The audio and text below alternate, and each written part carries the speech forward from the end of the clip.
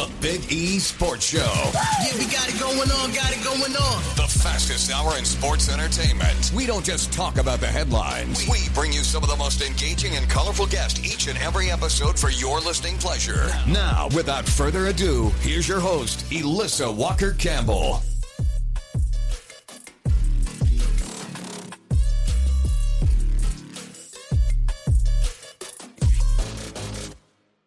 Hey, welcome back to the Big E Sports Show. I'm your host, Elissa Walker-Campbell, and the Ryder Cup is officially in the books. And once again, the Americans came up short. So what exactly went wrong? And more importantly, what needs to change before the next go around?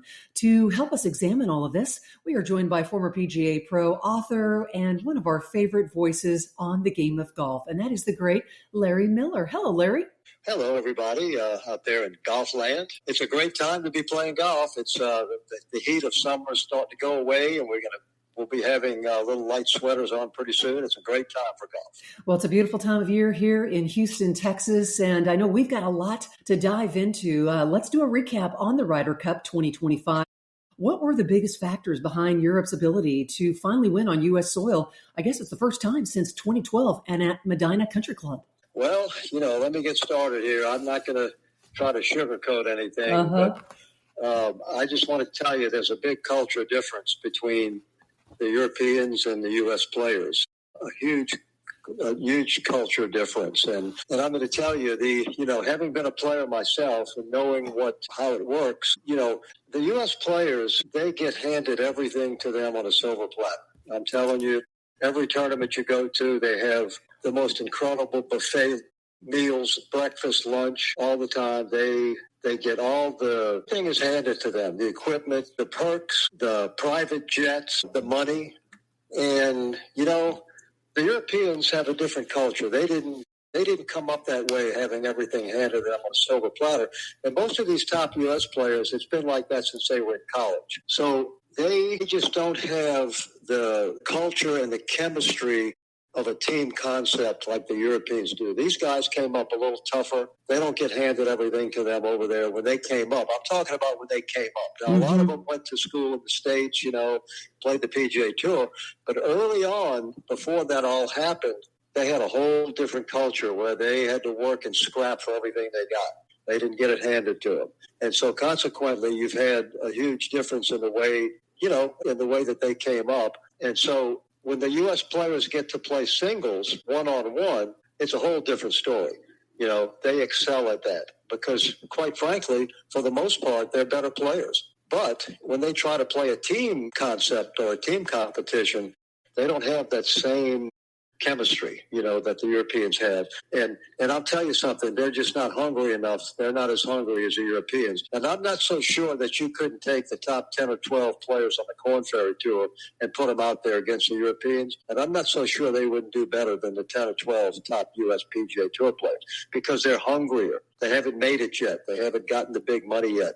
And they're a lot hungrier. And I think that hunger to win and the hunger to develop and go to another level drives these players on. And I think the cure for it, to answer the second part of your question, I think the answer is for during the 2-year period, between Ryder Cups, the U.S. has to have more events where they put these guys together.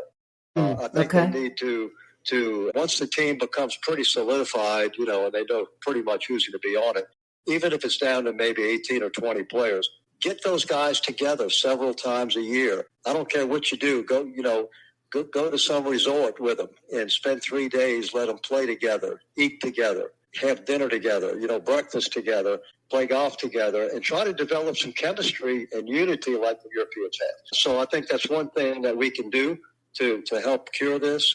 But the problem is it's a cultural difference, and it's going to take building a new type of culture for us to get back. Well, Larry, you're exactly right. We reflect on the United States. I mean, they certainly made a strong push on Sunday singles. But what does that say about the talent versus team preparation? Because obviously the United States, they flourished in a single situation. Yeah, they do. And like I said, I think for the most part, we are a little better players. The U.S. players they've grown up the whole time playing on tougher golf courses with stiffer competition, deeper competition than the Europeans have. It's not very deep over there. They've got a lot of great players, but it's not that deep. We're extremely deep with talent, and so in singles we excel. But I just think that it's just going to take a lot of chemistry building among the U.S. players to try to build that camaraderie that the Europeans have.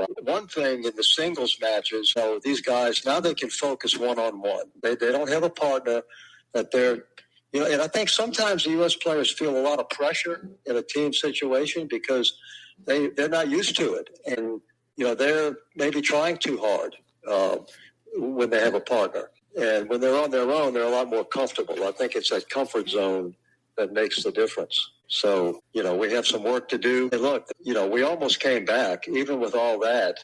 If Shane Lowry had missed that 8-footer, then we would have had a real chance, with a couple of matches out there that were tied. And if we'd won those 2 matches, we would have won the cup. So that putt, was a huge putt. You don't know what's going to happen. Maybe we wouldn't have won, but I'll tell you what, we would have had a pretty darn good chance if Lowry misses that putt. Well, at the start for the Ryder Cup on the European side, how were they able to come out guns blazing? Because they really set the tone early and often.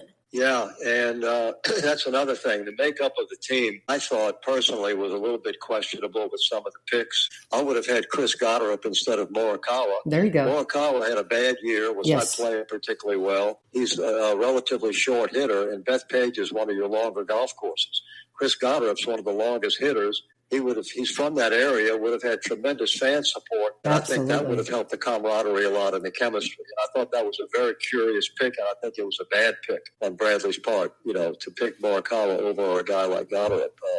And the way he paired up some of the teams, too, was really odd. I thought it was a bad mix in some of the cases, So, I love Keegan Bradley. I mean, he brings a lot of enthusiasm and spirit and patriotism to it and energy. But it may not have been his time yet to be captain. And I'll tell you something else. He went, a lot of his explanations were that he went with experience. And I'll tell you, that's very overrated.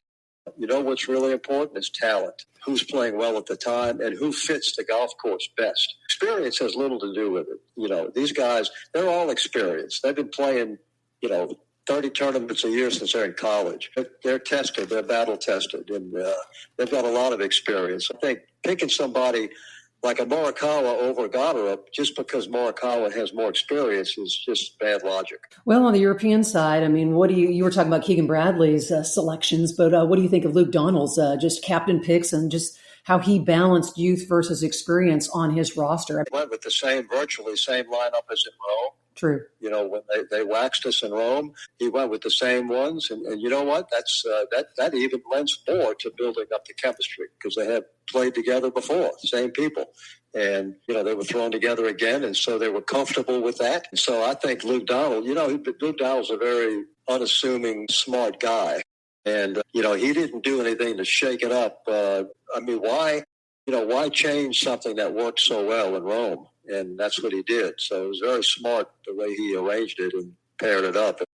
And he had, they've got bona fide superstars on that team for sure, with Fleetwood and McIlroy and, a couple others. But anyway, it's just, it was kind of shocking, really. Everybody thought, we're on home soil. At Bethpage, we're just going to walk away with this thing, and it turned out to be the opposite.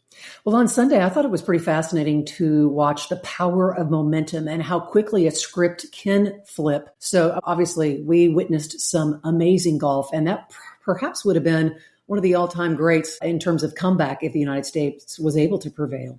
Yeah, and momentum is so powerful. And Big E, having played basketball, that, you see a team get way, way ahead. And next thing you know, the other team goes on a run, gets some momentum, and a lot of times they come back. Momentum is a serious thing. It's tied in with adrenaline. Things start to click, then they click even more, and then you really get jacked up, and it continues. That's why you see sometimes these great comebacks happen. You see it in basketball, I think, more than any other sport, really. Sometimes in football, too. But golf is surely a game of momentum, too. You get on a birdie run, and it tends to continue. for a while.